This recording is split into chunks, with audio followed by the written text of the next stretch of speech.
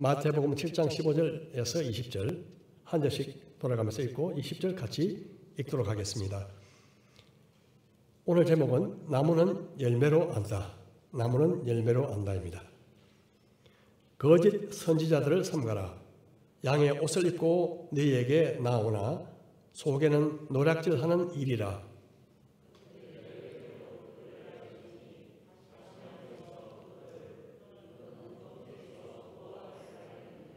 이와 같이 좋은 나무마다 아름다운 열매를 맺고 못된 나무가 나쁜 열매를 맺나니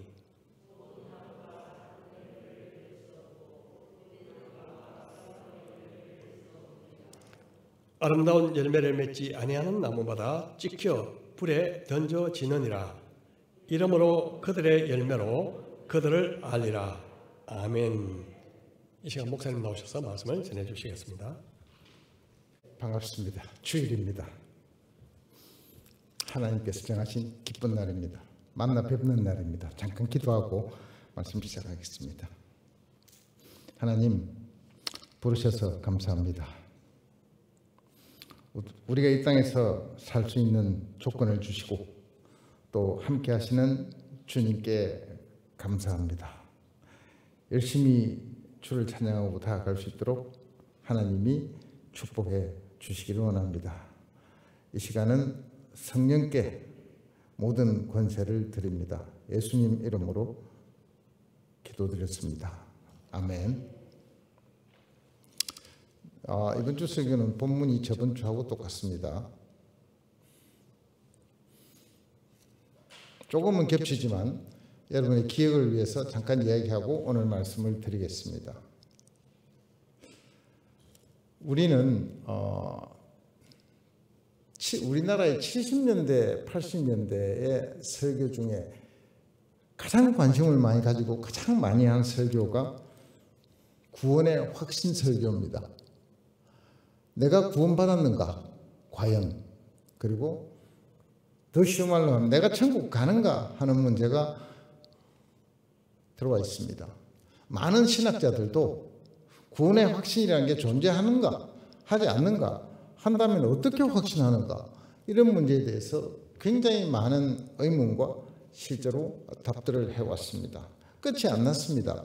지금은 다 아느냐? 그렇지 않습니다. 지금도 어쩌면 가장 큰 예수 믿는다라고 생각하는 사람들의 마음 안에는 이 질문은 쉽지 않은 질문입니다. 그래서 제가 저번 주에 드린 말씀은 천국을 가려면 천국의 확신의 주관적, 객관적 조건의 넘버원은 죄의 회개다고 말씀을 드렸습니다. 우리는 믿음으로 천국을 들어갑니다. 만고불변의 성경에서 아무도 부인할 수 없는 진리 가운데 하나입니다. 믿음으로 들어갑니다. 그 안에는 회개가 들어 있습니다. 회개는 하나님 앞에 제가 죄인입니다. 물론 좀 복잡한 이야기지만 하여튼 죄인입니다. 그런데 이 죄인이라는 이야기를 조금 더 오늘 하고 죄가 뭔지를 조금 알아야 오늘 이야기가 됩니다. 왜냐하면 오늘 제가 드릴 말씀은 열매로 나무를 압니다. 이 말은 우리의 삶을 통해서, 생각을 통해서, 말을 통해서, 우리 마음가짐을 통해서 우리가 드러나는 어떤 모습이 천국 갈 사람인지 아닌지가 표시가 난다, 이런 뜻입니다. 당장에 한 번 보고는 모르더라도 시간 위에서 드러날 수밖에 없고, 이 강대상에서 말씀들 하시는 목사님들도 좀 있으면 드러나 버립니다. 같이 살아보면 드러납니다. 그래서 드러날 수밖에 없는 우리 이 부분을 열매라고 합니다. 가짜가 있다는 겁니다. 가짜가요. 예수님께서 직접 가짜가 있다는 겁니다. 그래서 도대체 예수님이 말씀하시는 가짜 나무는 뭐냐? 그러면 진짜는 뭐냐? 하는 문제를 오늘 제가 성경에 나와 있는 대로만 말씀을 드리겠습니다. 이것만 알면 다 된다가 아니라 성경에서 예수님이 하신 이야기만 제가 오늘 소개를 할 텐데, 예수 믿는 일에 이 가짜와 진짜를 가리는 일에 가장 중요한 이야기가 우리의 상식을 좀 깨는 이야기입니다. 우리 사람은 본능적으로 나입니다. 나에서 출발합니다. 내가 구원을 받아서 내가 천국에 들어간다. 내가 잘 살고 내가 어떻게 한다라고 하는 항상 이 행동, 동사의 주어가 나입니다. 내입니다. I라는 거예요. 근데 천국은 주인이 하나님이십니다. 천국의 주인은 하나님이세요. 이 역사는 사람의 것입니까? 하나님의 것입니까? 우리 말은 역사의 주인은 다 하나님이십니다 합니다. 그래서 제가 지금 한 가지 드리고 싶은 제목은 하나님은 처음도 중간도 나중도 영원토록 하나님이 주인이시다는 이야기를 개념을 좀 설명을 드리겠습니다. 성경은 무슨 이야기를 주인이라고 하느냐? 우리는 하나님을 주님이라고 합니다. 주님은 뜻이 주인님입니다. 주인입니다. 주인은 하인에 대치되는 말이고 종에 대치되는 말입니다. 하나님을 주인님이라고 부르면서 그러면 우리는 뭐가 됩니까? 종이 되든지 부하가 되든지 혹은 밑에 계급을 얘기를 합니다. 그래서 복종의 의무를 가지고 있는데 과연 우리가 살면서 주인님의 이익을 챙기는지 내 이익을 챙기는지를 생각해 보면 주인 개념이 우리의 삶의 세포 속에 깊숙이 들어왔다고 고백하기가 쉽지가 않습니다. 주인님 무슨 기도를 하는 게 아니라 주세요 기도를 주로 하는 주자가 좀 다릅니다. 그래서 이 이야기를 제가 드리겠습니다. 이것이 바로 잡히지 않는 한은 우린 열매가 맺힐 가능성이 거의 제로에 가깝습니다. 우리 이렇잖아요. 말은 잘 안 하지만 가장 믿고 시간이 갈수록 심장에게 다가오는 고민은 왜 이렇게 안 될까입니다. 하나님이 해라는 대로 안 됩니다. 선해지지도 않는 것 같고 욕심이 사라지지도 않는 것 같고 생각해 보니까 그 거룩에 남한테는 다 말을 못해도 거룩에 옷을 입은 것 같은 외양은 만들 수 있어도 내 속에 정말 내가 거룩해지고 있는가에 쉽게 예스 하고 답하기는 참 고약합니다. 이 문제가 우리를 괴롭힙니다. 왜 안 될까요? 그래서 나오는 질문이 그 다음 질문이 왜 안 될 거에 답이 잘 안 나오면 혹시 안 믿은 거 아니야? 여기까지도 갈 수가 있다 이 말입니다. 제가 여러 번 말씀드렸습니다. 그러나 이 문제는 우리가 확신을 가져야 됩니다. 확신을 가져야 되는 게 그냥 마음으로 다짐해서 되는 게 아니고 성경이 무슨 이야기를 하고 있는지 내가 누군지 하나님이 무엇을 원하시는지 하나님이 어떤 분인지를 성경을 통해서 드러난 것을 분명히 확고하게 알면 그 부분은 잡힌다 이 말씀입니다. 그래서 생각을 우리 기독교는 엎드려 있는 것만 중요한 게 아니고 생각을 바꿔놓는 겁니다. 우리의 생각을 완전히 바꾸는 겁니다. 하나님은 이런 이야기를 성경을 통해서 하십니다. 우리는 우리가 주인이 되어서 온 세상이 움직이는 것 같은 착각을 하는데 이제 이 구원 문제는 천국의 주인도 하나님이시오. 구원도 하나님이 우리를 시켜주시는 것이고 하다면은 하나님의 시각으로 세상을 나를 천국을 삶을 한번 하나님은 우리를 뭐라고 하시는지를 한 번만 생각하십시다. 오늘 무슨 말이냐면은 하나님의 시각으로 세상을 좀 보자는 거예요. 하나님의 시각은 하나님이 주인이십니다. 어떻게 압니까? 창세기 1장 1절은 다 아니까 오늘 펴지는 않습니다. 태초에 하나님이 천지를 창조하셨느니라. 태초에 하나님이 천지를 창조했습니다. 창조의 주어가 누굽니까?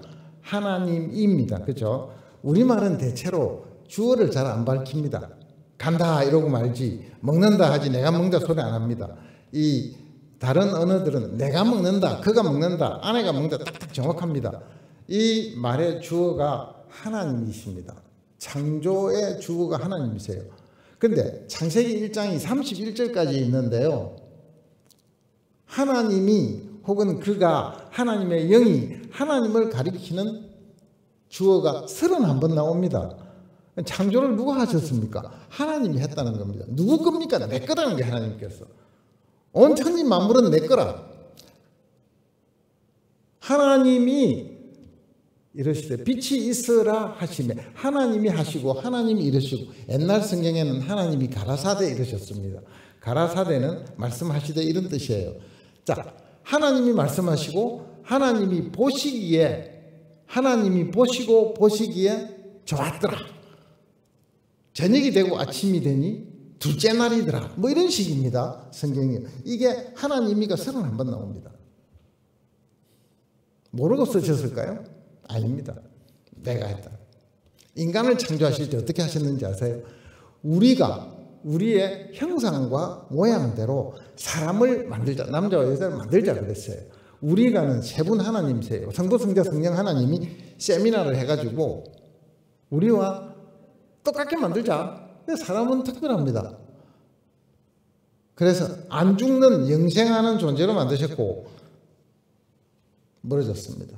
그래서 자 간단하게 줄이면 하나님은 목적이 있다고 했습니다. 왜 천지를 만들고 사람을 만드셨을까? 하나님은 그래 만들어 놓고 타락하는 걸 보려고 한 것이 아니고 하나님은 시작하셔서 내가 만들었다.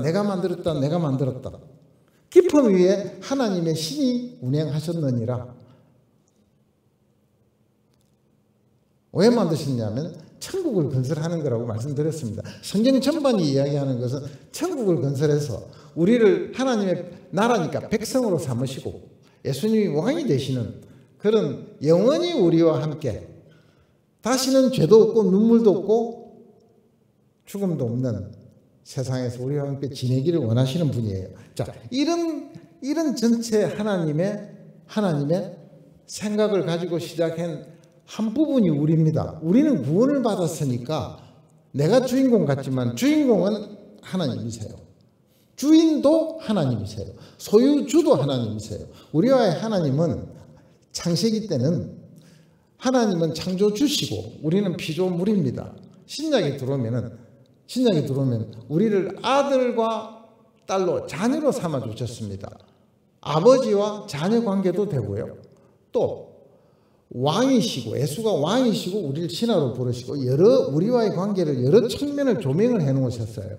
일로 가나 절로 가나 주인공은 하나님이세요. 이걸 잊어버리면 아무 열매가 없습니다. 구원이라는 것은 이런 겁니다. 자, 천지를 창조하시고 인간을 만들었는데 하나님이 주인이시고 하나님이 왕이시라는 것을 인간에게 요구를 하시고 맞다고 하셨습니다. 그런데 죄라는 것의 본질은 우리가 하나님을 거역하는 거라고 말씀드렸습니다. 주인을 거역한 겁니다. 주인을 거역하고 나면은 그 거역하는 자체가 범죄지만은 죄의 결과가 있습니다. 죄의 결과가 뭐냐면 이 두 단계를 항상 생각하셔야 돼요. 죄를 저지르는 것과 거기에 따르는 결과. 벌이 뭐냐 하면은 우리 마음 가운데서 하나님이 없어진 겁니다. 우리 마음 가운데서 하나님의 존재가 없습니다. 인식도 없습니다. 반역하고 거역하고는 두 번째 문제고 아담과 이브 이후에 쫓겨난 인류의 후손들은 그 다음부터 마음 안에 하나님이 없었습니다. 시편 기자는 그럽니다. 저자들이 나를 보고 하나님이 없다 하는도다. 이게 가장 큰 그들의 죄악입니다. 하나님이 어디 있느냐? 나와봐라는 거예요. 어마무시한 죄입니다. 하나님 편에서 보면. 마음 안에 잘 한번 생각해 봅시다. 죄가 있고 형벌이 있습니다. 제가 이 이야기를 설명하는 것은 열매가 바로 맺히려면은 이 인식이 들어오지 않으면 불가능하다고 말씀드립니다. 하나님이 없는 상태를 하나님이 주인됨을 거부하는 겁니다. 그 상태를 뭐라고 그러느냐 하면은 우리들은 죽었다라고 합니다. 하나님 앞에서는 하나님을 모르는 존재, 하나님이 안 들어와 있는 존재를 죽었다라고 얘기를 합니다.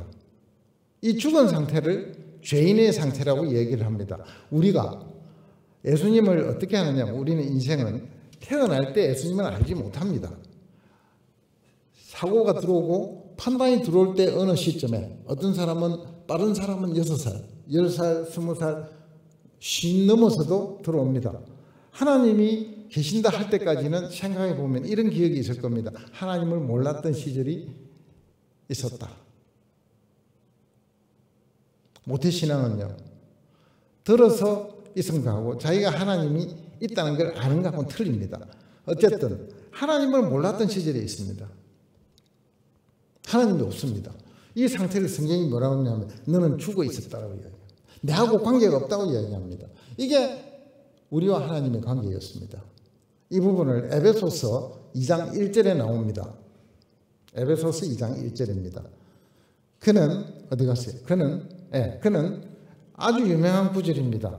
이걸 모르면 우리가 누군지 모르는 구절이니까 한 10번을 써서 꼭 짧은 걸 외우시기 바랍니다. 그는 허물과 죄로 죽었던 너희를 살리셨도다. 자 보세요. 허물과 죄 다음에 온 게 뭐였다고요?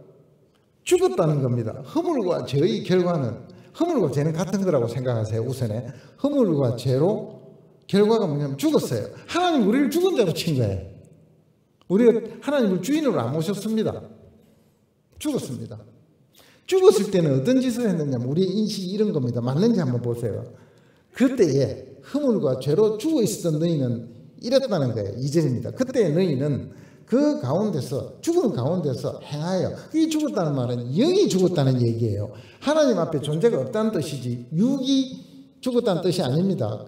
영으로 죽었던 너희들은 죽은 그 가운데서 행하여, 육으로 행하여 이 세상 풍조를 따르고 공중의 권세자분자 사탄입니다. 를 따랐으니 곧 지금 불순종의 아들들 가운데서 역사하는 영이라. 이 말이 어렵지만 쉽습니다.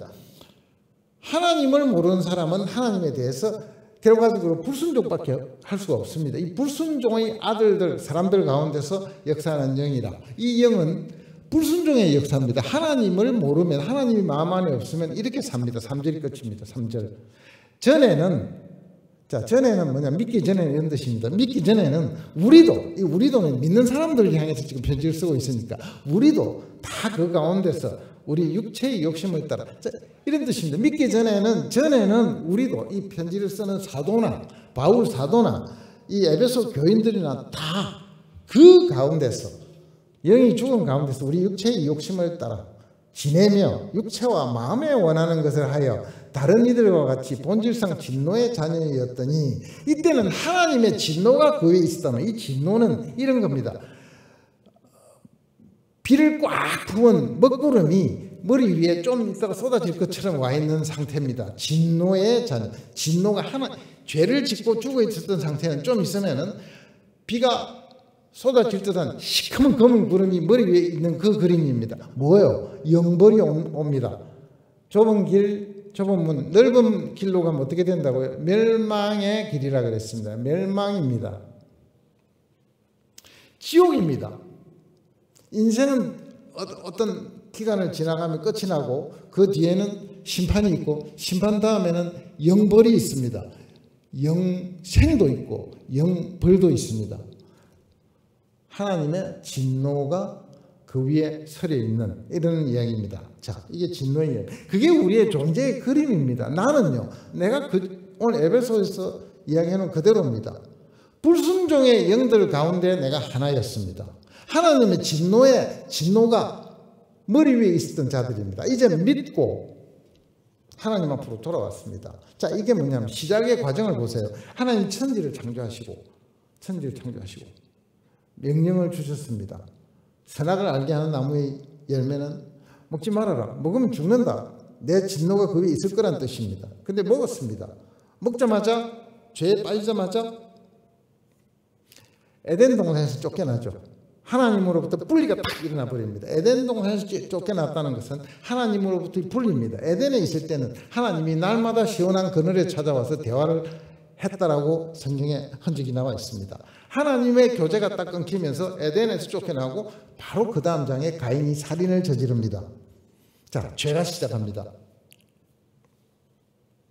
그런데 하나님께서는 아들을 우리한테 물어보지도 아니하시고 살릴까 말까 안 물어보시고 못 물어본 이유가 있습니다. 우리는 하나님을 알 수 있는 모든 영이 다 기구가 다 망가졌기 때문에 하나님이 말을 걸어도 무슨 말인지 인식이 안 되는 상태였습니다. 그러니까 하나님이 안 물어보시고 아들을 보내셔서 우리 대신에 피의 죄의 대가는 죽음입니다.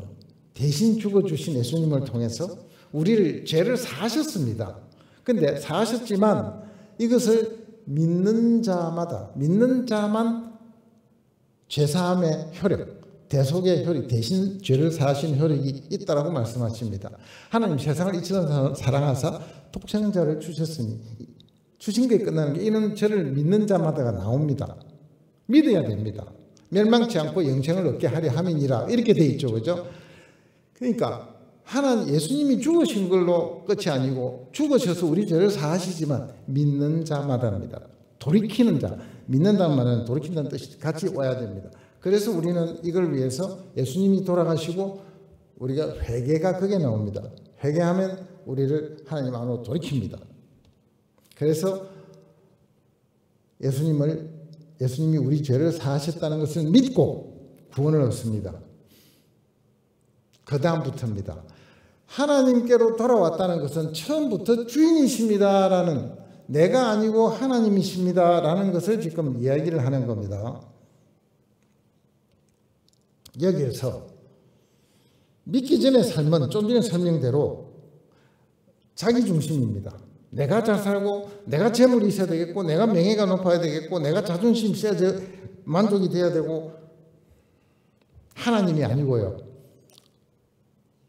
하나님은 하나님을 높이는, 거룩하게 찬양하는 대로 부르시는데 우리는 우리가 올라가서 다 높아졌습니다. 이게 죄의 모습입니다. 그렇다면 믿은 후의 삶은 뭐란 뜻입니까? 회복입니다. 이제 하나님이 주인이십니다. 내가 아니고요. 하는 대로 돌아가는 겁니다. 이게 근본의 시작입니다. 우리의 타락의 모습은 하나님이 비켜서시고 내가 올라간 자리입니다. 그럼 우리 인생은 전부 자기를 위해서 살지 누구를 위해서 삽니까? 그렇지 않습니까? 홀로 전세에 가면 먹든지 마시든지 무엇을 하든지 주의 영광을, 하나님의 영광을 위해서 해랍니다.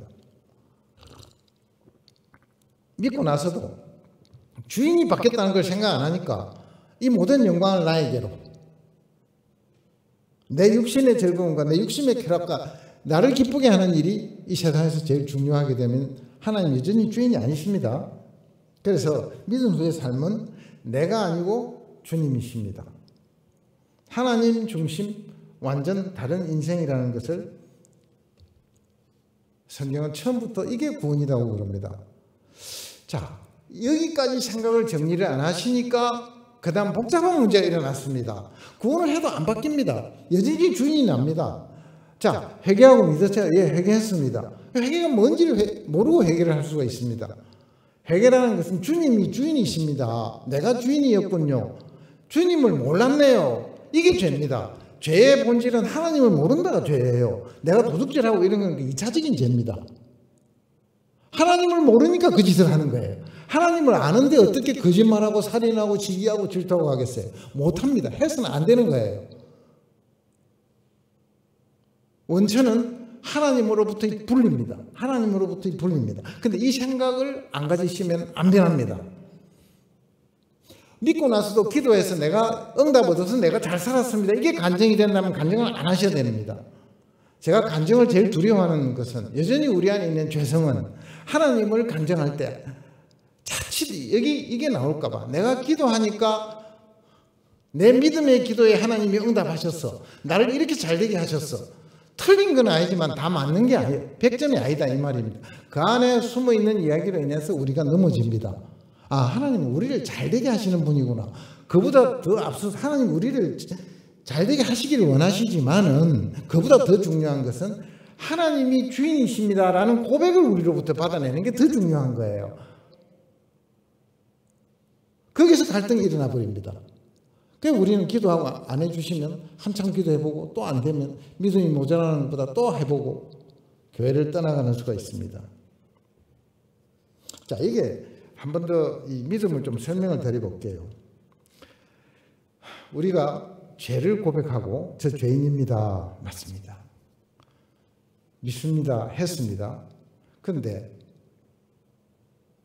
예수님 믿는 게 구원받는 순간이 무슨 느낌으로 찌릿하거나 내가 갑자기 거룩한 사람이 됐다는 느낌이 오거나 이런 게 아니에요. 아주 간혹 어떤 느낌은 오지만은 예수 믿고 난 날 그 다음 날 내가 거룩해졌거나 이런 일은 성경이 약속한 내용이 아닙니다. 그럼 구원이 뭐냐 하면 구원은 이런 거예요. 하나님께서 죄인이 법정에 들어왔습니다. 하나님의 아들의 피로 이 죄를 없는 걸로 쳐주시는 거예요. 쳐주시는 게 인가 압니까? 실제로는 죄인입니다, 우리가. 근데 없는 걸로 쳐줄게. 너 내 아들로 양자 삼았다 이겁니다. 지금도 엉망입니까? 아닙니까? 엉망입니다. 거룩해졌습니까? 안 거룩해졌습니다. 이런 상태를 뭐라고 이야기하느냐면 법적인 신분의 변화가 일어났을 뿐이지 실력이 아직 안 온 겁니다. 믿고 난 그 다음날 요구하지 마세요. 너 어제 믿었잖아. 이제 거룩해라. 이거 안 된단 말이에요. 안 되면 해보시면 안 되잖아요. 그래서 우리가 천국 백성이 됐지만은 지금 믿고 천국 백성이 됩니다. 그렇지만 그날로 바로 되는 게 아니에요. 법적으로 자 고등학교 3학년을 졸업하면서 옛날 우리 때 깎아머리를 했어요. 갑자기 대학생이 되면 대학생이 실력이 나올까요? 하루 만에 입학식 하면 대학생이 실력이 들어옵니까? 아무것도 몰라요. 그냥 뭐 입고 배지 달고 뭐 이거예요. 법적인 신분의 변화가 일어난 겁니다. 그 다음에 감각적으로 즉각 느낄 수 있는 것도 아닙니다. 그래서 그러면 어떻게 거룩해집니까? 지금 제가 말씀드린 창세기부터 계시록까지를 성경을 통해서 하나님이 누구신지, 우리의 타락한 모습은 무엇인지, 얼마나 악한지, 얼마나 찌르긴지, 얼마나 못됐는지를 성경이 말씀하고 계시는 대로 하나님을 알아가면서 하나님은 우리의 신분과 삶의 변화를 무슨 의미라는 것을 우리가 알아가면서 인격적 결단을 하게 됩니다. 아, 내가 하나님의 아들이구나. 천국 백성이구나. 만왕의 왕의 신하구나. 그래서 성경은 해라 하지 마라 그렇게 말씀니다. 천국 백성이 됐으니까 너는 사랑해라. 천국 백성이 됐으니까 용서해라. 이제부터 너 천국 백성이다. 인내해라. 경건해라. 이렇게 구약과 신약에 많은 이유가 뭐냐면 천국 백성이니까지 이렇게 하면 천국 백성이 된다가 아닙니다. 이거 이해하셨어요? 망고에 중요합니다. 그래서 우리가 이 헷갈리는 이유를 제가 설명했는데 예수 믿는다는 것은 하나님 안으로 하나님을 주인으로 인정하고 제가 잘못했습니다 하고 하나님을 주인으로 인정하는 순간 무엇을 해야 되느냐 하면은 주님이 시키시는 일은 제가 생명을 걸고 지금 노력을 하겠습니다 이 말입니다. 노력을 하는 것이지 그 다음에 계속해서 틀리잖아요. 계속해서 틀립니다. 이래서 헷갈립니다 우리가. 헷갈리지 마시라고 이야기하는 겁니다. 이래 예수 믿고 잘못하는 일 남한테 이야기하기가 참 쑥스러우니까 이야기를 안 합니다. 근데 그게 정상이란 말이에요. 자, 여기까지가 중요한 바탕입니다. 하나님이 나의 주인이시다. 그래서 이걸 전제로 한다면은 예수 믿는 사람의 참 신자의 특성, 참 신자의 열매는 뭘까? 아까 열매는 그 사람의 마음, 말, 행동, 생각 이런 겁니다. 그죠? 우리의 모든 인격적 모든 부분이 판단의 열매입니다. 자, 이것으로서 우리 나무가 진짜 나무인지를 한번 보자 이 말이에요. 하나님이 진짜 주인이시라는 마음이 들어왔다. 내가 죄를 짓고 잘못했습니다 하면 주님께로 돌아갑니다는 선포예요. 이게 발라야 천국 갈 거 아닙니까? 그렇죠. 제 안타까움이 이 말을 좀 이상하게 하는 것 같아요. 그래서 사실은 생각해 보면요, 제가 누차 강조하지만은 천국 가면요 이 땅보다 훨씬 좋습니다. 그냥 좋은 게 아니고 끝입니다. 천국 가자고 예수님이 부르셨으니까 천국 데리고 가시죠. 그럼 거기서 똑똑하게 질문하셔야 됩니다. 왜 내가 땅에서 삽니까? 땅에서 사는 건 제가 강조했지만은 우리가 다 가버리면 그 다음 사람한테 복음 전할 사람이 없습니다. 이 땅에서 다 훌륭해지라고 놔두는 게 아니고 이 땅에서 사니까 갈등이 일어날 수밖에 없다는 뜻이지 믿었습니까? 천국 데리고 가시겠다는 뜻입니다. 그래서 할렐루야입니다. 그래서 은혜란 말이에요. 믿기만 하면 갑니까? 예스입니다. 아직 뭐 제대로 한 것도 없는데 제대로 한 건 안 중요하다. 믿는 것만 있으면 갑니다. 그 예가 있잖아요. 예수님 십자가에 달리실 때 양쪽에 강도가 둘이 달렸는데 그 중에 하나가 예수 믿었습니다. 십자가에 못 박혀서 예수를 믿은 거예요. 그 예수님이 뭐라고 하셨습니까? 너는 나와 함께 오늘 낙원에 있으리라. 이 강도는 죄 지은 거 말고 딱 한 게 더 있다면 예수님을 영접한 것밖에 없습니다. 옆에서 영접하자마자 천국 티켓을 땄어요. 뭐 착한 일하고 인격이 변하고 뭐 성화되고 고결해지고 하는 거 하나도 없어도 갑니다. 이게 천국이에요. 그런데 이 땅에 왜 살아요? 복음 전하라고 사는 거예요. 왜요? 천국 백성이 아직 숫자가 안 찼어요. 어떻게 전합니까? 네 하는 걸 보고 사람이 너를 보고 하나님을 볼 것이다. 너의 착한 행실을 보고 하늘에 계신 아버지를 보게 된다 그랬어요. 이게 여기서부터 이제 우리가 무거워지는 거예요. 착한 행실을 하기가 참 힘든데 우리를 보고 사람들이 하나님을 찾는다고 하니까 이제 우리의 갈등들이 이 땅에 있는 의무가 힘든 점이 시작되는 게 신자의 생활입니다. 이 근거들을 여기까지를 정리를 하셔야 됩니다. 참 힘들구나. 하나님의 은혜가 있고 눈물이 있고 갈등이 있고 엎드려야 해야 되는 기도가 있고 하는 것이 이 부분입니다. 바울이 오호라 나는 공고한 사람이로다가 이 대목입니다. 바울조차도 믿고 난 다음에 땅에 살아보니까 고달픕니다. 대단히 고달픕니다. 쉽지가 않습니다. 우리의 갈등의 문제는 거기에 있습니다. 그럼 제일 좋은 게 뭐예요? 어찌 보면 가장 해피이스트가 그 강도가 믿자마자 간 거예요. 상급은 얼마 없을 것 같습니다만 하여튼 성경이 말하고 있는 게 여기까지예요. 자, 중요한 구절들을 찾아보겠습니다. 믿는다고 했을 때 허물과 죄로 죽었던 우리잖아요. 죽은 자를 지금 살려내는데 육체는 죽고 영은 사는 장면입니다. 그렇지 않습니까? 그러니까 이 믿은 걸 갈라디아 5장 20절에 가면 너무나 유명하지만 다시 보겠습니다. 내가 그리스도와 함께 십자가에 못 박혔나니 그 죄를 털어버린 겁니다. 그런 적이 이제는 그러니까 내가 사는 것이 아니요 오직 내 안에 그리스도께서 사시는 것이다. 똑똑한 말이잖아요. 내가 지금 십자가에 못 박혀 죽었습니다. 그러니까 내 안에 누가 살아계셔요? 살아계신 분은 예수님 한 분밖에 없어요. 오직 내 안에 그리스도께서 사시는 것이다. 이제 그렇다면 이제 내가 육체 가운데 사는 것은 육체는 여전히 살아있습니다. 육체는 건드린 게 아니에요. 사는 것은 이 땅에서 사는 것은 천국 안 가고 사는 것은 육체 가운데 사는 것은 나를 사랑하사 나를 위하여 자기 자신을 버리신 하나님의 아들을 믿는 믿음 안에서 사는 것이에요. 우리 믿음 안에서 사는 거란 말이에요. 자, 또 있습니다. 고린도후서 5장 16절 17절 믿는다는 건 이런 겁니다. 제가 말씀드린 하나님 안으로 들어가는 것. 믿을 때 우리가 한판 끝이 나버립니다. 자, 이야기를 해볼게요. 그러므로 우리가 이제부터는 어떤 사람도 육신을 따라 알지 아니하노라. 자, 우리가 육신으로 갖고 있는 이런 거는 이제부터 하나도 안 중요합니다. 영이 살아났으니까요. 비록 우리가 그리스도도 육신을 따라 알았으나 이제부터는 그같이 알지 아니하노라. 17절. 그랬어요. 어쨌단 말이에요. 그러니까 육신대로 서로 대하지 말아라. 그렇다면 무슨 뜻이냐? 육신은 이제 쓸데없는데 옛날 육신이 갖고 있던 의미는 하나도 필요 없다는 거예요. 그런즉 누구든지 그리스도 안에 있으면 새로운 피조물이라 이전 것은 지나갔으니 보라 새 것이 되었도다. 이게 무슨 뜻이에요? 예수 믿고 우리는 영이 천국 가게 됐단 말입니다. 딴 건 하나도 안 중요합니다. 안 중요합니다. 근데 우리는 딴 게 너무 중요해. 일일이 말씀 안 드려도 뭐가 중요한지 다 아시잖아요.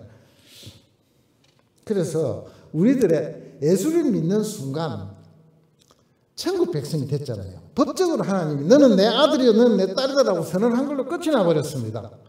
그 강도가 올라가듯이요. 그런데 우리한테는 사명자로서 주시고 이 땅에서 살게 하셨습니다. 딴 거 해라고 주신 게 아니고 하나님 일을 하라고 주신 거예요. 그러니까 우리 사는 이유와 목적을 이렇게 성경은 딱 못을 박아놨습니다. 로마서 14장 7절 8절입니다. 다시 봅니다. 로마서 14장 7절 8절. 우리 중에 누구든지 우리는 믿는 사람입니다. 믿는 사람 중에 누구든지 자기를 위하여 사는 자가 없고 자기를 위하여 죽는 자도 없도다. 성경은 이렇게 선명하게 못을 박아놨습니다. 8절. 우리가 살아도 주를 위하여 살고 죽어도 주를 위하여 죽나니 그러므로 사나 죽으나 우리가 주의 것이로다. 주의 소유입니다. 우리의 소유권이 내게 아니고 주의 것으로 이제 바로 주인님한테로 돌아갔다 이런 뜻입니다. 제가 말씀드린 이 모든 주인 개념이 성경 전반에 신약 끝까지 녹아 있습니다. 이걸 안 보고 기도하면 응답 받는다만 자꾸 들고 가면요, 우리의 갈등만 증폭됩니다. 왜 이렇게 안 되는 거야? 정말 믿은 걸까? 내가 천국 가는 걸까? 자, 이 땅에서 사시면서 육체가 한정이 있고 좀 있으면은 돌아가신다는 걸 다 알고 계시잖아요. 혹시 생각해 보셨어요? 돌아가실 때 무슨 마음이 들지?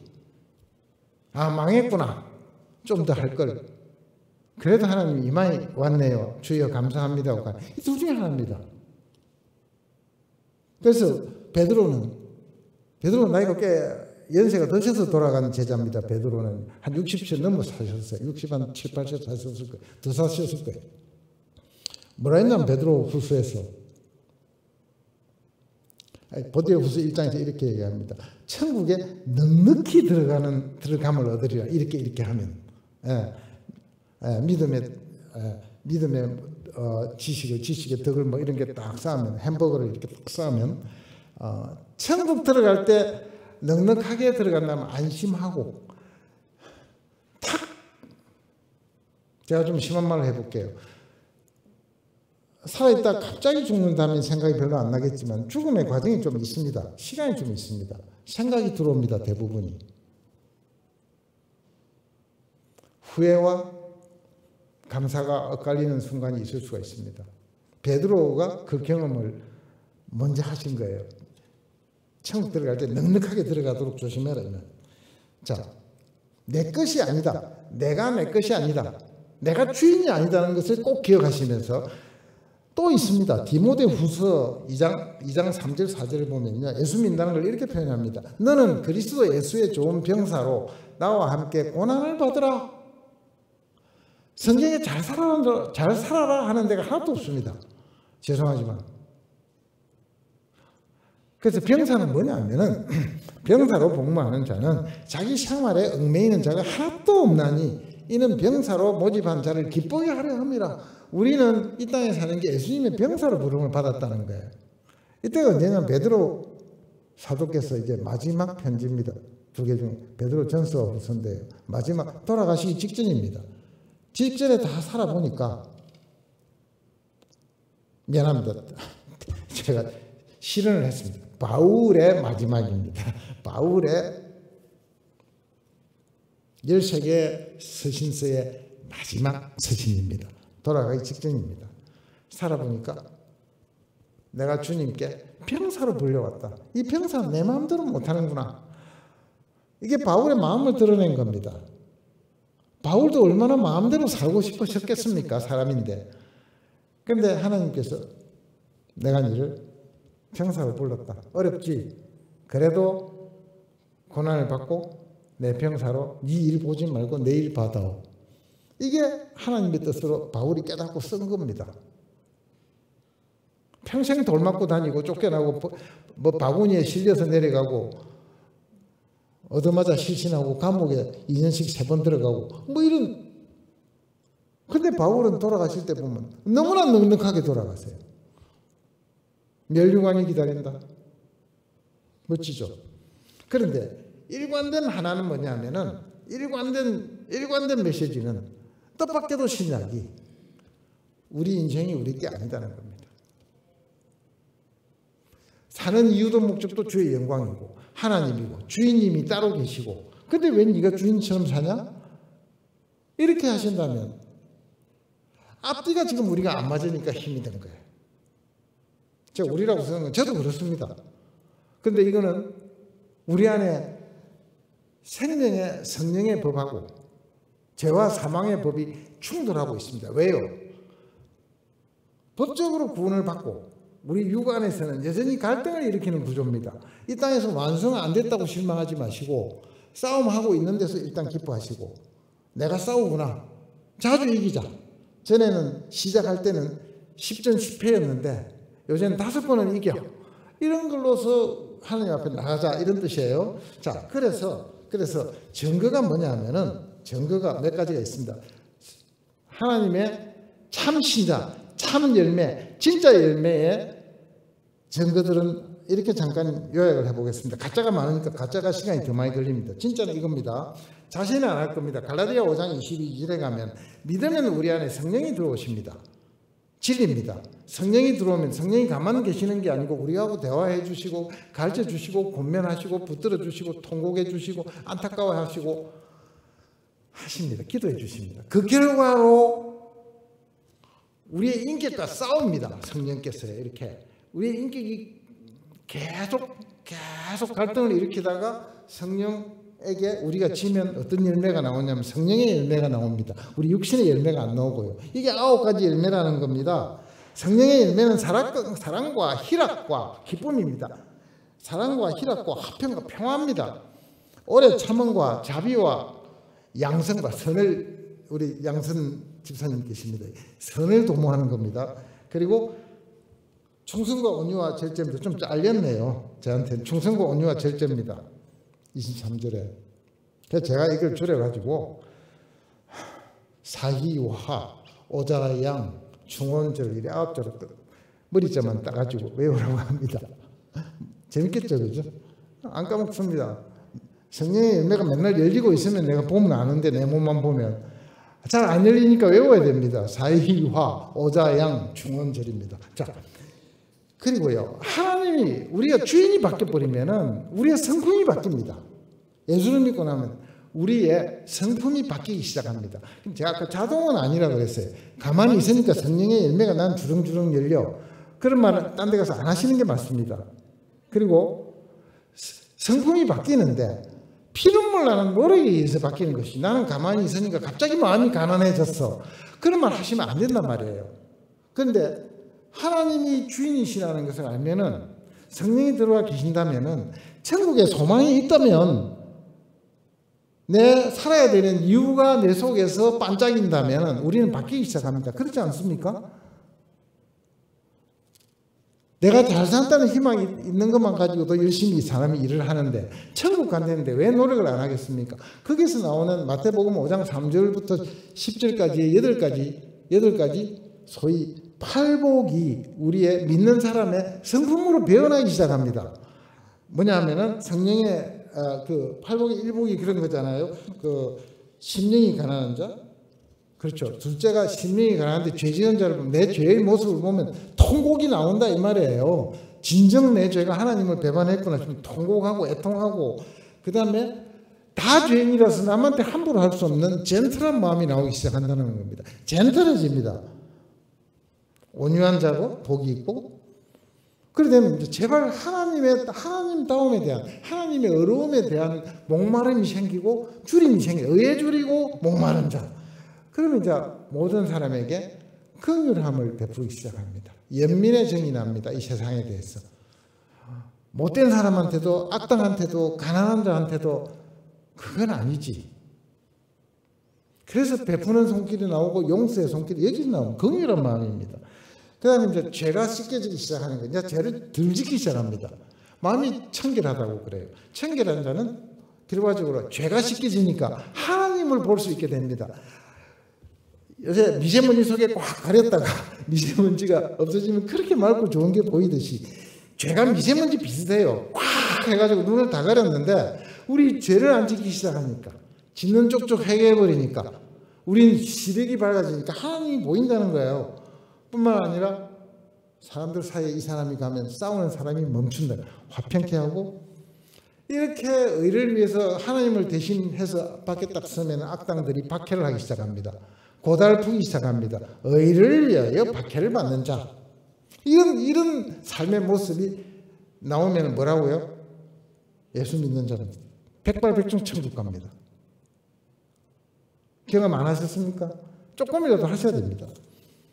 그런데 하나 더 보태면요, 하나님이 주인이시고 그 주인이신 하나님이 제일 싫어하는 게 죄라는 걸 안다면 계속 우리 육신이 연약하여 짓는 죄는 있는 대로 회개하라 그랬어요. 회개하는 사람입니다.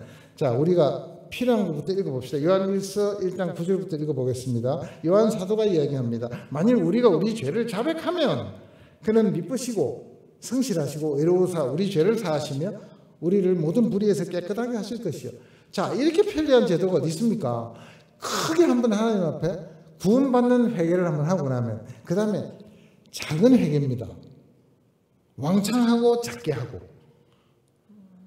좀 저속입니다. 비속입니다. 저속은 아니고 비속입니다. 근데 매일 하는 회개를 해라는 겁니다. 없으면 생각을 해서 짜내서라도 기억해 보면 나옵니다. 저 오늘 회개할래요.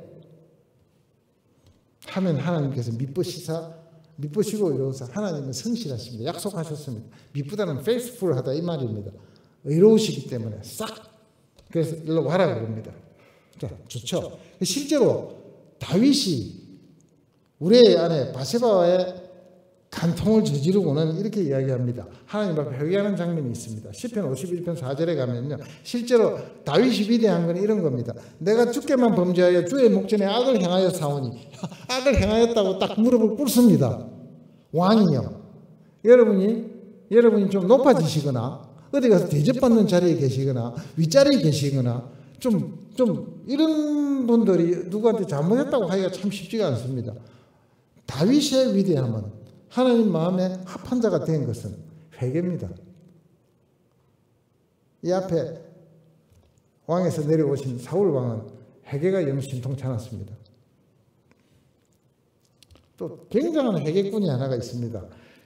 누구나 다 아는 누가복음 18장에 가시면요. 18장에 가시면 이런 게 있습니다. 12절부터 보는데요. 예. 그 세리와 바리새인이 같이 성전에 기도하는데 이 중에 바리새인만 보면 미안합니다. 세리는 이렇게 기도합니다. 세리 기도만 봅시다. 12절이 아니라 세리 기도는 13절이네요. 13절 뭡니까? 예. 세리는 멀리 서서 감히 눈을 들어 하늘을 쳐다보지도 못하고 다만 가슴을 치며 이르되 하나님이여 불쌍히 여기소서 나는 죄인로소이다 하였느니라. 물론 세리는 그 당시 죄를 많이 짓고 있는 사람이었어요. 다른 사람이 죄가 없다가 아니라 세리는 자기 동족의 세금을 늑탈하는 자였어요. 로마에다가 이 정도만 세금을 네가 해서 바치라고 나머지는 네 해라 이렇게 돼 있었습니다. 그러니까 동족들이 아주 미워하는 사람이 세리였어요. 그 세리 이야기가 많이 나오는 이유는 그겁니다. 자, 이런 회개를 늘 하는 사람. 그런데 여기까지 하시고 나면은 이 믿는 사람은 이 모든 것을 어떻게 아느냐 하면 말씀을 통해서 압니다. 가르치는 말씀을 통해서 자기가 읽는 말씀을 통해서 또 다른 사람이 쓴 책을 통해서 하나님의 말씀을 읽어야 비로소 내가 바뀌기 시작합니다. 여기에 시편 기자가 기가 막힌 신도의 모습을 하나 보였습니다. 시편 119편 103절 주의 말씀의 맛이 내게 어찌 그리 단지요 내 입에 꿀보다 더 다니이다. 정말 이런 걸 느낄까요? 느낍니다. 내 생명을 구해주시는 내 인생을 복되게 하시는 그분의 말씀이다 하면은 꿀보다 더 달 수밖에 없죠. 실제 경험할 수 있습니다. 읽으면 경험이 됩니다. 이거는 읽으면 많은 신도들이 많은 하나님의 길을 걸었던 사람들이 이거는 고백을 많이 합니다. 하나님의 말씀이 꿀송이보다 더 다니이다. 여러분이 하실 건 읽으시면 됩니다. 읽으면 단맛이 나는 건 성령께서 하십니다. 내가 단맛을 만들어낼 필요는 없습니다. 자, 여기까지가 참신자의 모습인데 오늘 중단 안 할 겁니다. 오늘은 제가 끝까지 다 할 건데 참신자의 이 모습을 우리가 예수 믿을 때에 예수 믿게 할 때 전달하실 때에 그냥 회개하세요. 예수 믿으면 잘 삽니다. 병도 낫습니다. 이래는 저번 주에도 제가 그랬지만 이렇게 하시면은 무슨 문제가 발생하느냐 하면 예수 믿는 사람이 주인이 바뀌는 이야기를 모른단 말입니다. 그럼 여전히 자기가 주인인 줄 알고 계속 살아가면은 갈등만 증폭시킵니다. 교회 왔는데 왜 이렇게 뭐가 안 맞는 거야? 잘 되는 일도 없고 못 되는 일도 없고 막 그냥 섞여서 남들 하니까 나는 그리 안 해서 부끄럽고 늘 이런 미안한 마음과 갈등들로 계속 교회를 나오게 됩니다. 자칫하면은 좀 이따 나옵니다만 소경이 소경을 인도하는 꼴이 됩니다. 자기만 못 가는 게 아니라 다른 사람도 천국 못 가도록 영원히 못 믿게 하는 한방편이 아무것도 가르쳐 주지도 않고 앉아서 무조건 믿으라고 하는 거예요. 무조건 믿는 기라는 세상에 없습니다. 말이 안 되잖아요. 믿으려면 뭘 믿어야 되냐? 왜 믿어야 되냐? 믿으면 어떻게 되는데? 이게 전도예요.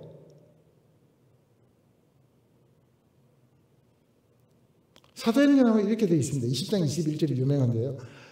하나님을 대하여 회개를 해야 됩니다. 하나님을 대하여 그냥 혼자서 주지리 내 잘못했어요가 아니고 하나님께 대하여 하나님의 명령을 어기고 하나님께 죄를 지었나이다. 내가 주를 주인으로 모시지 않았습니다. 라는 회개를 분명히 할 줄 알아야 되고, 믿음이라는 것은 예수께서 내 죄를 대신하여 십자가에서 피를 흘리고 돌아가신 하나님의 아들 예수라는 걸 믿어야 되고, 그 예수 하나님의 아들이 이 땅에서 육신을 오셔서 피를 흘리고 내가 죽어야 될 걸 대신 죽으셔서 내를 살려놓으셨다는 것을 믿어야 되고, 그래서 그 예수님이 내 주인이시라는 것을 믿어야 믿는 거예요. 그래서 영접기도도 그렇게 하는데, 영접기도 할 때 무슨 뜻인지 알고 따라하게 해야 되는 거예요. 그냥 따라하세요 따라하면은 이제 사고가 일어납니다. 근데 제보고 물어보면은 그리라도 해야 교회에 오실 거 아닙니까? 제가 참 단답은 힘든데, 그러면은 그래야 믿은 사람이 굉장히 힘듭니다. 문제는 기대치가 요만큼이니까 다 된 줄 알았는데 이렇게 주인 바꿔라 그러니까 난리가 난 겁니다. 지금까지 요지는 전도는 우리 주인이 본래 있었고 배반했고 이제 주인 찾아간다.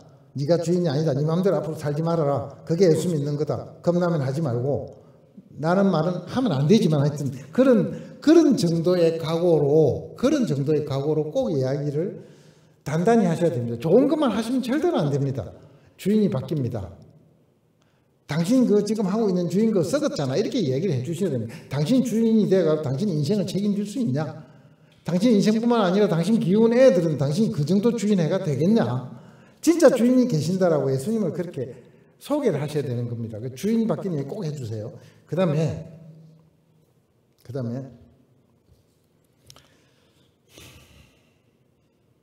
거짓 선지자의 예를 좀 들어드리고 싶은데,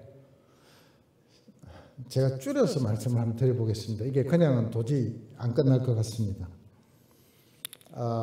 예수님이 지금 산상 설교를 할 때 거짓 선지자라는 말은 예수님 염두에 바리새인과 서기관이 있습니다. 바리새인이 누군가는 설명을 드렸고, 서기관은 율법 학자입니다. 율법을 잘 아는 사람들이에요. 이 사람들이 전부 다 복음을 잘못되게 전하고 있다는 그 전제에서 하면서, 마태복음이 28장인데 한 장을 딴 데서 써놨지만 한 장을 아예 통째로 할애를 해가지고 거짓 선지자인 서기관과 바리새인은 이런 짓을 했고 그들의 결국은 이렇게 될 것이다 라고 성경에 써놨습니다. 그 부분을 조금 쉽게 제가 설명을 한번 드려볼게요. 마태복음 23장 1절입니다. 그래서 빠르게 읽어가면서 모르는 부분만 설명할게요. 이 예수께서 무리와 제자들에게 말씀하여 이르시되, 서기관들과 바리새인들이 모세의 자리에 앉았으니, 벌써 앉을 자리가 아닌 곳에 앉은 이자들의 모습입니다. 3절, 그러므로 무엇이든지 그들이 말하는 바는 행하고 지키되 그들이 하는 행위는 본받지 마라. 그들은 말만 하고 행하지 아니하며. 이 사람들은 이래라 저래라고 자기들은 안 합니다. 본받지 말라는 거예요. 또 무거운 짐을 묶고 사람의 어깨에 지우되 자기는 이것을 한 손가락으로도 움직이려 하지 아니하며. 5절, 그들의 모든 행위를 사람에게 보이고자 하나니. 보이는 거 전문입니다. 곧 그 경문 띠를 넓게 하며 옷수를 길게 해가지고 잔치의 윗자리와 회당의 높은 자리와, 또요, 시장에서 문안 받는 것과 사람에게 랍비라 칭함을 받는 것을 좋아하느니라. 선생님입니다. 자, 높은 자리, 폼나는 자리, 명예로운 자리, 자기들은 아무것도 안 한다 이거예요. 그러나 너희는 랍비라 칭함을 받지 말라. 너희 성생은 하나요, 너희는 다 행전이다. 성생은 예수님 한 분밖에 없다는 이야기를 지금 하는 겁니다. 땅에 있는 자를 아버지라 하지 말라. 너희의 아버지는 한 분이시니 곧 하늘에 계신 이시니라. 10절, 또한 지도자라 칭함을 받지 말라. 너희의 지도자는 한 분이시니 곧 그리스도 신이라. 너희 중에 큰 자는 너희를 섬기는 자가 되어야 하리니 누구든지 자기를 높이는 자는 낮아지고 누구든지 자기를 낮추는 자는 높아지리라. 스스로 높은 자리에 가지 말고 잘난 척하지 말고 성생이라 칭하지 말고 아무것도 아닌 자들입니다. 그러니까 이런 자들은 뭐예요? 지금 가짜 성생입니다. 그럼 진짜 성생은 뒤집으면 뭐란 말이에요? 겸손한 자입니다. 낮은 자리에 먼저 가서 주인이 당신은 자리는 여기입니다. 옮기면 그때 가면 참 괜찮잖아요. 그죠? 올라가서 자기가 먼저 주인 옆자리를 차지하면은 바리새인입니다. 쏙이 잘난 거예요. 우리는 아까 하인이라 그랬잖아요. 아버지 하나님만 높으신 분이고 주인이신데 이 잘난 척하는 자들이 지금 그 자들입니다. 자, 이래서 여기서는 화 있을진저 하는 시리즈가 계속이 됩니다. 화 있을진저 망할 거다 이겁니다. 너희는 벌 받을 거다 이런 뜻이에요. 화 있을지라 어떤 자들이냐면 화 있을진저 화 있을진저가 계속됩니다. 보세요. 어떤 자가 화가 있느냐 이런 자입니다. 이게 거짓 열매들이다 이 말입니다. 그 당시에 선지자들이거든요. 이게 다 거짓말입니다. 근데 과장된 것 같이 보이는데 제가 읽어갈 테니까 내 마음에 이런 요소가 없는지 여러분이 속으로 생각하시고 나중에 발표하지 마시기 바랍니다. 화 있을진저 외식하는 서기관들과 바리새인들이에요. 성경에서 외식은요 겉장식을 하는 겁니다. 속 다르고 겉다른 걸 외식이라고 합니다. 바리새인들이요 너희는 천국문을 사람들 앞에서 닫고 너희도 들어가지 않고 들어가려 하는 자도 들어가지 못하게 하는도다. 화 있을진저 이 사람들이 하는 짓이 결과적으로 이런 일을 저지른다 이 말입니다. 화 있을진저 외식하는 서기관들과 바리새인들이여 너희는 교인 한 사람을 얻기 위하여 바다와 육지를 두루다니다가 생기면 너희보다 배나 더 지옥 자식이 되게 하는도다. 왜 이렇게 찾아다녔을까요? 교인 구하러 다녔습니다. 뭐 하게요? 착취하려고요. 교회당에 모아서 재물 바치게 하고 요새는 헌금 바치게 하고 그거 먹는 재미로 사람을 교인 수를 늘리는 겁니다. 다음 16절 그때나 지금이나 똑같습니다. 화 있을진저 눈먼 인도자여 너희가 말하되 누구든지 성전으로 맹세하면 아무 일 없거니와 성전의 금으로 맹세하면 지킬지라 하는도다. 이거 재밌는 말인지 아세요? 네가 성전으로 이래 저는 하겠습니다 라는 이런 맹세는 아무 소용이 없고 성전에 금을 그 장식 금을 잡고 기도를 하면 효과가 있다는 뜻이에요. 무슨 말이에요? 재물을 너희가 들고 와서 갖다 바쳐서 그 금에다가 놓고 절하면 오케이. 그러나 성전 자체는 효험이 없다는 뜻이에요. 그러니까 돈과 재물에 눈이 멀었습니다. 어리석은 맹인들이요. 어느 것이 크냐? 그 금이냐? 그 금을 거룩하게 하는 성전이냐? 너희가 또 이르되 누구든지 제단으로 맹세하면 아무 일 없거니와 그 위에 있는 예물로 맹세하면 지킬 자라 하는도다. 아까 똑같습니다. 19절 맹인들이 어느 것이 크냐? 그 예물에 그 예물을 거룩하게 하는 제단이냐? 그러므로 제단으로 맹세하는 자는 제단과 그 위에 있는 모든 것으로 맹세하며 또 성전으로 맹세하는 자는 성전과 그 안에 계신 이로 맹세하며 그 안에 오셔서 하시니 그 안에 계신 하나님 때문에 성전에서 맹세하는 겁니다. 금이 아니에요. 제가 좀 빨리 읽죠. 22절 또 하늘로 맹세하는 자는 하나님의 보좌와 그 위에 앉으신 이로 맹세함이니 하늘의 보좌든 하늘 향해서든 간에 하늘 자체가 아니고 뭐란 뜻이에요? 하나님이시라는 소리입니다. 주인이신 하나님께 너희가 맹세를 해야 된다 이런 뜻이에요. 이 사람들은 남 보는 데서 이래 하고는 하나님이 마음에 없다 이 소리입니다. 화 있을진저 외식하는 서기관들과 바리새인들이여 너희가 박하와 해양과 근체의 11조는 들이되 율법의 더 중한 바 정의와 긍휼과 믿음은 버렸도다. 그러나 이것도 행하고 저것도 버리지 말아야 할지니라. 그 당시 그 사람들이 11조를 밖에서 나오는 채소를 10포기를 추수했으면 10포기 중에 한 포기를 떼고 11조 이렇게 정성 들여서 했다는 겁니다. 그분들이요.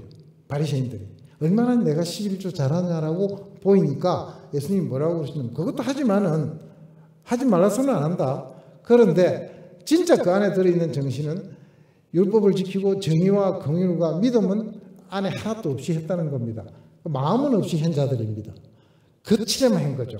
24 맹인된 인도자여 하루살이는 걸러내고 낙타는 삼키는 도다. 진짜 해서는 안 될 큰 죄를 너희가 저지른다는 겁니다. 낙타가 가루살이보다 훨씬 크죠. 25절 화 있을진저 외식하는 서기관들과 바리새인들이여 장과 대접의 겉은 깨끗이 하되 그 안에는 탐욕과 방탕으로 가득 가득하게 하는도다. 자, 그릇은 깨끗하게 씻고 안은 더러운 걸로 꽉 채웠다는 거예요. 속이 털렸다는 거예요. 눈먼 바리새인이여 너는 먼저 안을 깨끗이 하라. 그리하면 겉도 깨끗이 하리라. 화 있을진저 외식한 서기관들과 바리새인들이여 회칠한 무덤 같으니 겉으로는 아름답게 보이나 그 안에는 죽은 사람의 뼈와 모든 더러운 것이 가득하도다. 회칠은 하얀 페인트입니다. 서양 사람들 가보면 무덤을 하얗게 잘 칠해놨습니다. 하얗게. 그런데 그 안에는 썩었다는 거예요. 28절.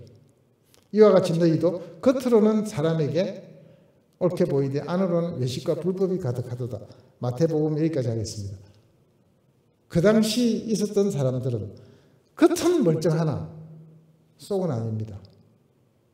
우리 마음이 미움이 가득한데 내가 저 사람 안 죽였어. 살인죄 안 저질렀어. 하나님께서 우리 마음에 미움이 있으면 살인죄로 다스리겠답니다.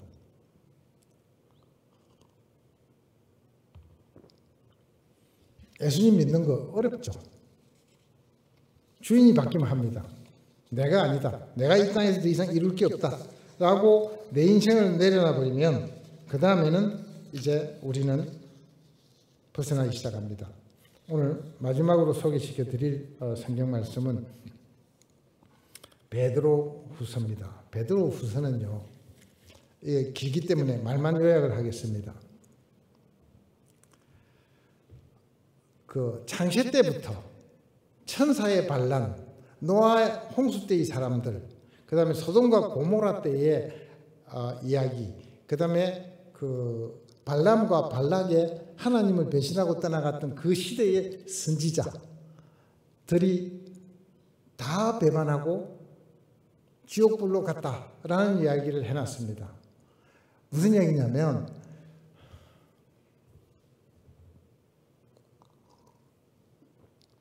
오늘 말씀에 거짓 선지자를 삼가라 되어 있습니다. 성경에 나오는 선지자는 크게 세 부류입니다. 하나는 성경에 이사야, 에레미야, 다니엘, 에스겔 이런 선지자도 선지자고요. 그 다음에 그 뒤에 뭐 호세야, 요엘, 아모스 이런 해서 말라기까지 가는 이런 12명의 선지자도 선지자입니다. 그래서 16분의 책을 기록한 선지자의 그룹이 하나가 있고요. 그 다음에 아브라함부터 그 시대를 살면서 굳이 책은 안 남겼지만 선지서로서 예언은 안 하셨지만 선지자로 우리가 부르는 분들이 계십니다. 아브라함이나 모세나 다 선지자 그룹입니다. 야곱도 마찬가지고요. 그 다음에 신약에 오면은 사도행전에 선지자가 나오기 시작합니다. 몇 번 나옵니다. 선지자는 원칙적으로 하나님의 일을 예언하는 사람입니다. 선지자는.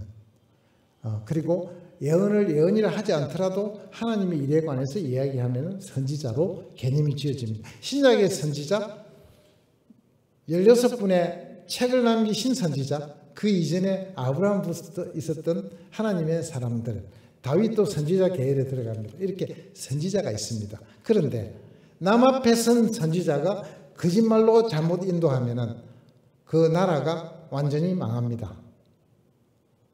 거짓 선지자의 특색은 다 잘 될 거라고 하는 데 있습니다. 다 잘 될 거야. 걱정 없어. 하나님은 당신을 축복했어. 하나님은 당신이 사업이 잘 될 거라고 한다. 이 병은 나을 거라고 합니다.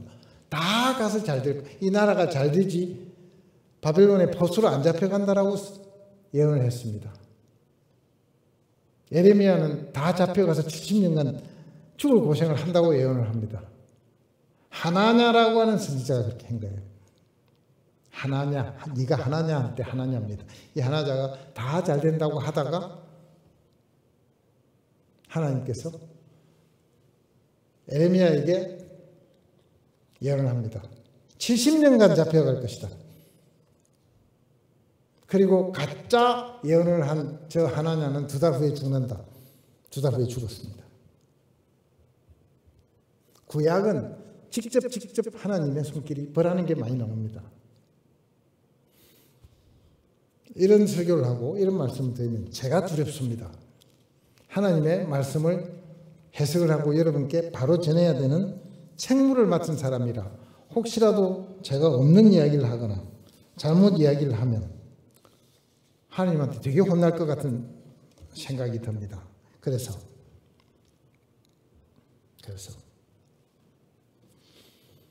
이 이야기를 오늘 제가 드린 마지막 말은 이겁니다. 권면의 말씀이 있습니다. 하나님을 믿는다는 것은 주인이 바뀐 이야기를 꼭 기억하시기 바랍니다. 내가 아니다. 이 땅에 내가 이룰 일은 없다. 하나님 시키신 일만 하면 되는구나. 얼마나 좋냐. 그 복잡한 일 안 해도 된다네. 나머지는요. 하나님이 알아서 다 해주신답니다. 기본은 다 해주신대요. 그게 1번입니다. 두 번째, 실질적으로 요한 1서 2장 15절에 가면은 제발 좀 이렇게 해랍니다. 이렇게 하지 말랍니다. 이 세상이나 세상에 있는 것들을 사랑하지 말라. 하지 말라는 게 있습니다. 누구든지 세상을 사랑하면 아버지 사랑이 그 안에 있지 아니하라. 세상을 너무 사랑하면서 하나님을 주인으로 모시기는 불가능합니다. 재물과 하나님을 동시에 못 섬깁니다. 재물을 가지고 그것을 하나님 뜻대로 잘 쓰는 거하고 재물을 사랑하는 거하고는 틀립니다. 재물을 사랑하면 마음이 뺏깁니다. 마음이 뺏기면 하나님이 주인이 안 되고 재물이 주인이 됩니다. 왔다 갔다 하는데 어떻게 해요?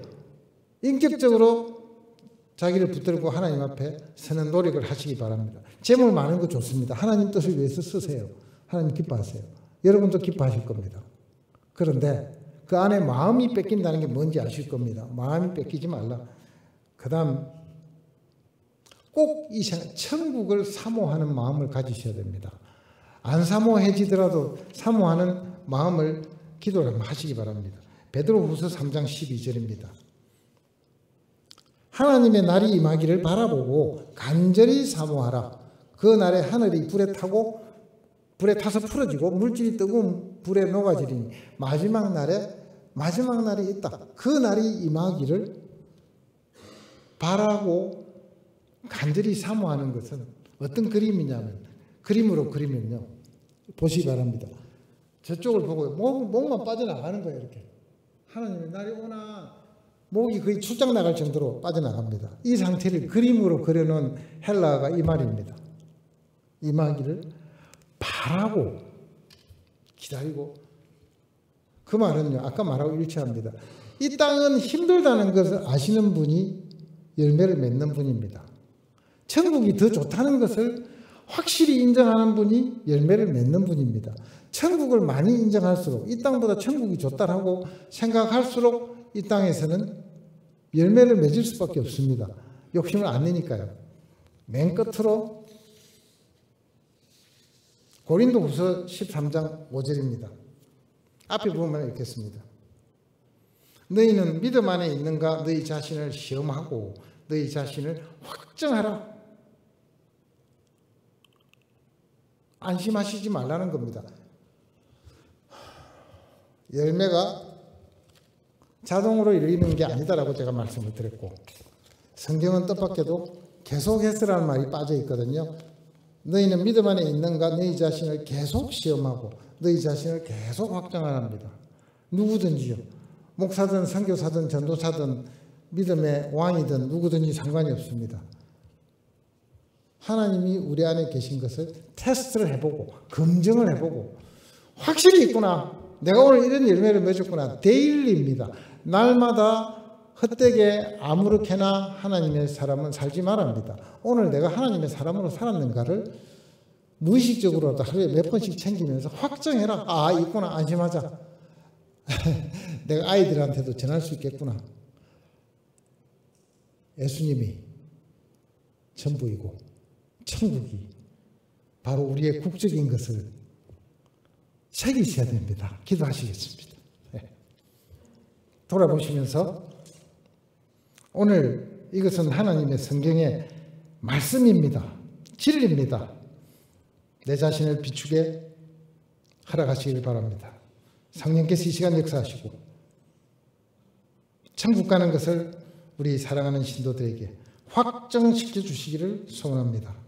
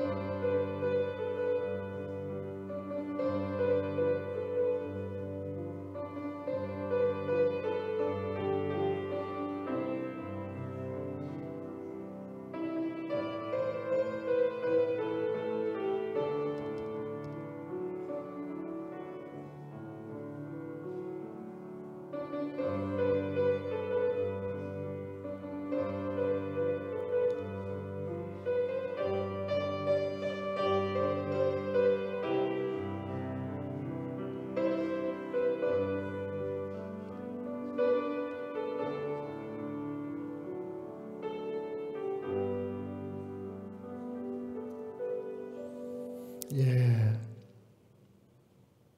오늘 우리 주인이신 우리 주님께서 우리에게 주신 말씀대로 내가 주인이 아니니까 이 인생은 내 것이 아님을 믿습니다. 주님 뜻대로 살아드릴 수 있도록 성령께서 도와주시고 기도해 주시고 탄식해 주시고 말씀해 주시기를 원합니다. 실수하면 일어설 수 있는 힘을 주시고 의지를 주시고 함께 걸어줄 교회의 동지들도 함께 하기를 원합니다. 그래서 그날에 주님 앞에 섰을 때 정말 주님의 수고했다라고 하신 그런 말씀을 듣고 싶습니다. 오늘 사랑으로 주님의 피로 부르신 주님의 사람들입니다. 마음에 확증케 하시고 이 땅에 사는 삶이 이제 신나서 이 모든 고난을 뚫고 주님의 부름의 그 자리에 갈 수 있기를 소원합니다. 성령께 이 모든 소원을 올리오며 예수님 이름으로 기도드렸습니다. 아멘.